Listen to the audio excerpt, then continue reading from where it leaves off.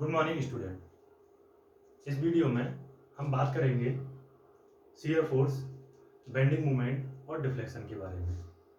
जब हम RCC structure को डिजाइन करते हैं तो हमारे पास में डिफ्लेक्शन की मैक्सिमम वैल्यू, बेंडिंग मोमेंट की मैक्सिमम वैल्यू और शियर फोर्स की मैक्सिमम वैल्यू हमें डायरेक्ट पता होना चाहिए। ओके, याद होना चाहिए और निकालना भी आना चाहिए। ठीक है, अभी हम यहाँ पर सिर्फ पूरा टेबल के हिसाब से डिफरेंट टाइप की बीम पर हम डिफ्लेक्शन, बेंडिंग मोमेंट और शियर फोर्स की वैल्यू को बता रहे हैं। ओके, सबसे पहले हमारे पास में लोडिंग डायग्राम है कि किस तरीके से हमारा लोडिंग रहेगा, दूसरा शियर फोर्स, थर्ड हमारा बेंडिंग मोमेंट, फिर स्लोप एंड डिफ्लेक्शन। सबसे पहला जो केस है हमारा कैंटिलीवर बीम। कैंटिलीवर बीम इस तरीके से होता है कि हमने इधर से फिक्स कर दिया और इधर से हमारा क्या है, फ्री है। और जब हमारा फ्री है तो ऊपर से क्या लग रहा है हमारे पास में, उस पर एक पॉइंट लोड लगाया है। ठीक है, जब पॉइंट लोड लग जाए तो उसके कारण हमारा बीम में कितना शियर फोर्स आएगा, कितना बेंडिंग मोमेंट आएगा, कितना डिफ्लेक्शन आएगा और कितना स्लोप आएगा, उन चीजों को हम देख लेते हैं। कैंटिलीवर बीम है, कैंटिलीवर बीम में हमारा पॉइंट लोड लगा हुआ है कॉर्नर पर, उसके कारण हमारा इस सपोर्ट पर रिएक्शन कितना आएगा, W आएगा, क्योंकि यहां से W होता हुआ यहां पर जाएगा। और हमेशा सपोर्ट पर शियर फोर्स की वैल्यू क्या होती है, मैक्सिमम होती है। ठीक, और जैसे हम बात करें सिंपली सपोर्टेड बीम की, तो उसमें बेंडिंग मूवमेंट जो होगा मैक्सिमम वो किस पर होगा, हमारा मिडिल में होगा। बट कैंटिलीवर में हमारा सपोर्ट पर होगा। W हमारा क्या है, शियर फोर्स, और WL/2 हमारे पास में क्या रहेगा, bending movement. W into L, तो यहां से जो बेंडिंग मूवमेंट बनेगा ये WL/2, हाँ W इंटू एल। ठीक है, उधर से हमारा रेजिस्टिव मूवमेंट हो जाएगा W इंटू एल। ठीक है, उस W के कारण हमारा स्लोप जो रहेगा कैंटिलीवर के केस में वो रहेगा WL²/2EI। कितना, WL²/2EI।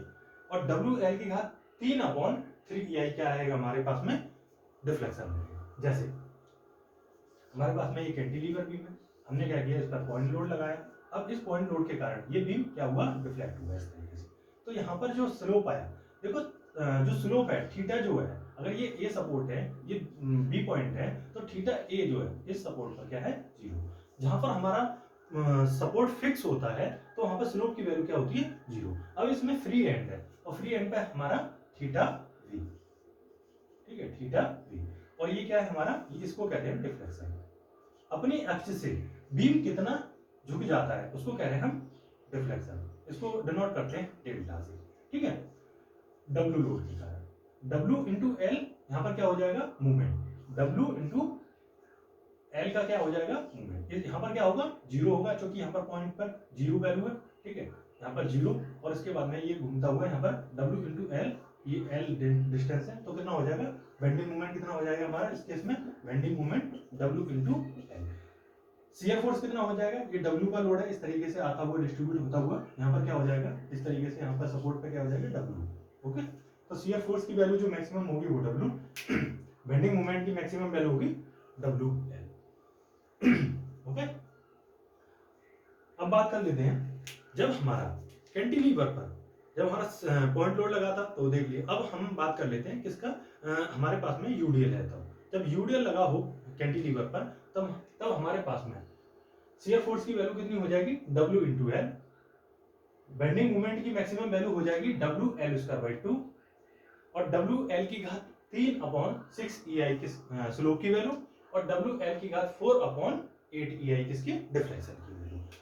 हमने इस पॉइंट को हटा के क्या कर दिया, इसी पर हमने क्या कर दिया, UDL लगा दिया। तो उस केस में हमारे पास में डिफ्लेक्शन की वैल्यू WL की घात 4/8EI, और WL की घात 3/6EI स्लोप की वैल्यू, और WL उसका बेंडिंग मोमेंट, और WL हमारे पास में shear bending moment, W into L shear force की वैल्यू, और ये लोडिंग रहेगा। अब हमारे पास में सिंपली सपोर्टेड बीम आ जाता है। सिंपली सपोर्टेड बीम इस तरीके से, इधर से सपोर्ट है हमारे पास में ऐसे इस तरीके से, और इधर से सपोर्ट है। उसके कारण हमारा पॉइंट लोड लग रहा हो मिडिल पर, तो उसके कारण हमारा बेंडिंग मोमेंट कितना रहेगा, शियर फोर्स कितना रहेगा, और डिफ्लेक्शन कितना रहेगा, स्लोप कितना आएगा। ठीक है, वो चीज देख लेते हैं। इसके बाद में हम यूडीएल अगर हमारा सिंपली सपोर्टेड बीम पर आ जाता है तब उसके कारण क्या क्या इफेक्ट आएंगे। अब हमारे पास में सिंपली सपोर्टेड बीम है और इस पर क्या लगा हुआ है हमारा पॉइंट लोड। जब W लगा हुआ है तो W/2 इधर की सपोर्ट पर एक्शन होगी, W/2 L लेंथ है, ठीक है। इसके बाद में ये डिफ्लेक्ट कैसे होगी, ये बीम इस तरीके से हो जाएगी, ठीक है। तो यहाँ पर जो ये होगा थीटा बी और ये थीटा, ठीक है, दोनों की वैल्यू सेम रहेगी और ये पॉइंट में मैक्सिमम जो डेल्टा सी रहेगा ये सी पॉइंट पर क्या रहेगा, डिफ्लेक्शन रहेगा, ठीक है। इस केस में हम देख लेते हैं W/2 क्या होगा हमारे पास में शियर फोर्स, WL/4 क्या होगा मैक्सिमम बेंडिंग मोमेंट और WL²/16 EI क्या रहेगा हमारे पास में स्लोप की वैल्यू और WL3/48 EI हमारे पास में डिफ्लेक्शन की वैल्यू। अब सिंपली सपोर्टेड बीम में ही अगर यूडीएल आ जाता है तब शियर फोर्स की कितनी वैल्यू होगी, जब सिंपली सपोर्टेड पर हमारा यूडीएल आ जाता है तो शियर फोर्स की वैल्यू WL/2, बेंडिंग मोमेंट की मैक्सिमम ये नहीं है, बेंडिंग मोमेंट की मैक्सिमम वैल्यू कितना हो गया, हो जाएगी हमारी WL²/8, स्लोप की वैल्यू WL3/24 EI और 5/384 WL4/EI हमारे पास में डिफ्लेक्शन की वैल्यू हो जाएगी, ठीक है। तो काफी इंपॉर्टेंट रहती है, एसएससी जेईई में डायरेक्ट क्वेश्चन पूछ लिया जाता है यहाँ से कि हमारा यूडीएल का केस है और यूडीएल के केस में हमारा डिफ्लेक्शन की वैल्यू कितनी होती है, ठीक है। और ये हमारा जैसे WL²/2 है, यहाँ से हम बेंडिंग मोमेंट निकालते हैं, ठीक है। ये हमारी मैक्सिमम वैल्यू है बेंडिंग मोमेंट की मैक्सिमम वैल्यू, ठीक है, यूडीएल के केस में। अब बात कर लेते हैं फिक्स बीम की, इधर से हमारा फिक्स है और इधर से हमारा फिक्स है। जब हमारा पॉइंट लोड लग रहा हो तब क्या होगी और जब हमारा यूडीएल लग रहा हो तब क्या वैल्यू आएगी। हमारे पास में फिक्स बीम है, पॉइंट लोड मिडिल में लगा है, ठीक है। तो W/L/2 क्या हो जाएगा, शियर फोर्स हो जाएगा, W/2 क्या हो जाएगा हमारा शियर फोर्स और W/L/8 क्या हो जाएगा हमारे पास में बेंडिंग मूवमेंट, जो मैक्सिमम बेंडिंग मूवमेंट होगा। अब फिक्स के केस में इधर से फिक्स है इधर से फिक्स है तो स्लोप की वैल्यू हो जाती है 0, ठीक है, दोनों एंड पर। तो स्लोप की वैल्यू कितनी हो जाएगी हमारे पास में 0 और डिफ्लेक्शन की वैल्यू हो जाएगी जो हमारे सिंपली सपोर्टेड बीम में जो हमारी डिफ्लेक्शन की वैल्यू थी उसका 1/4। डिफ्लेक्शन की वैल्यू जो सिंपली सपोर्टेड बीम में जब पॉइंट लोड लग रहा था जो डिफ्लेक्शन की वैल्यू थी उसका 1/4 अगर हम कर दें तो हमारे पास में क्या आ जाता है, फिक्स्ड के केस में डिफ्लेक्शन की वैल्यू आ जाती है, ठीक है।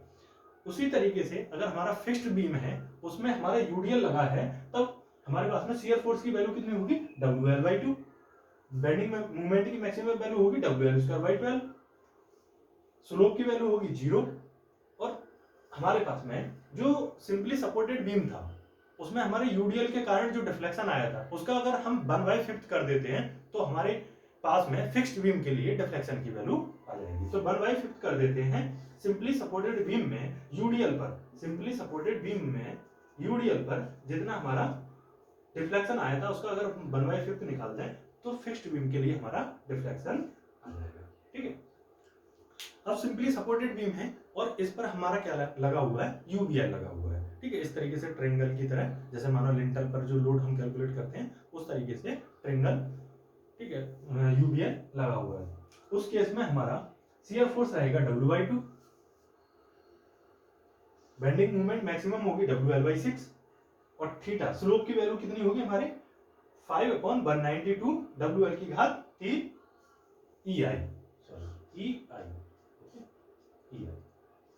ठीक है, 5/192 WL3/EI। हमारे पास में डिफ्लेक्शन की वैल्यू होगी WL4/120 EI, ठीक है। तो ये हमने कुछ बीम के लिए हमने क्या देखे, शियर फोर्स देखा, बेंडिंग मूवमेंट देखा, स्लोप देखा, डिफ्लेक्शन देखा, ओके। तो ये आपको क्या करना है, याद रखना है इन चीजों को, ओके। तो ये पॉइंट है, इन पॉइंटों को आपको याद करना है और इनको हमें एक टेबल बना के, ठीक है, और उनको डेली रिवाइज करना है जिससे तुम ये चीजें याद हो जाए, जिससे हम आरसीसी में जब हम डिजाइन करें जहां पर बेंडिंग मूवमेंट की मैक्सिमम वैल्यू अगर आपको चाहिए हो तो आप उसको यूज कर सकें, ओके। Thank you.